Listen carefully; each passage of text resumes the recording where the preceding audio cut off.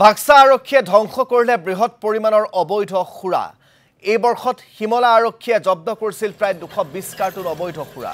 জব্দকৃত খুৰাখিনিৰ বজাৰ মূল্য প্ৰায় 3 লাখ টকা। 2024 বৰ্ষত হিমলা আৰক্ষী থানাৰ অন্তৰ্গত বিভিন্ন স্থানৰ পৰা জব্দ কৰিছিল এই বৃহৎ পৰিমাণৰ খুৰাখিনি। হজুৱাৰ পতানুৰ পাৰত ৰাইজ আৰু বিভিন্ন দল সংগঠনৰ উপস্থিতিত আৰক্ষীয়ে নষ্ট কৰে এই বৃহৎ পৰিমাণৰ অবৈধ খুৰাখিনি।